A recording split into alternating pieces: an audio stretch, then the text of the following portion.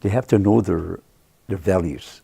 We have 4 major ones that the university strives to teach the students, and that's the idea of generosity, courage, and patience, and fortitude. So those values, like generosity, is what ʻheartsʼ is to from the heart to give. We're a mutual society because we don't only give, we expect things in return.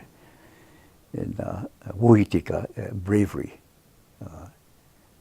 And then we got the other 2 values. A lot of it is courage and endurance. Wachintanka, which is you're strong-willed. Yeah, fortitude, in order to stand up to a lot of problems that we have and not back off. So the values are the things that we're trying to teach. There's several others that are not on our college logo, like compassion, wuahwala, which is the idea of humility and caring. So those are taught. And most importantly, respect comes from that.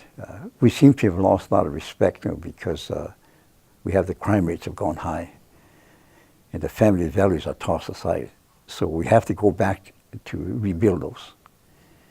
And along the horizon, social reform is coming. And eventually we'll be able to teach values. And the family system was a centerpiece of a lifestyle. It also was a centerpiece of tribal government. In fact, our tribal government system was based on the protocol of the first to seven Teoshpais that formed. That it's the older and the youngest, and respect is commanded by how old you are. So the template was the family, and the tribal governments followed the same lead. So that's what we're trying to do: rebuild those, teach those, and so that they can be long-lasting. And resiliency, you said, and we're a resilient society because we never lost that. We continue to battle the government for almost over 100, up to 1770 when the government came. They tried to culture our people, make them into their image, and they attacked these values that we had by passing laws like the Douville Settlement Act, which was to convert land to individual properties, and then change the whole family structure. So far, we're resilient because we're still standing. The government is a failed policy that they had to back off from, and eventually let us continue and give us programs that are supposed to help us speak English better. But we are kind of losing the language slowly. First thing, I think we lost most of our guttural sounds.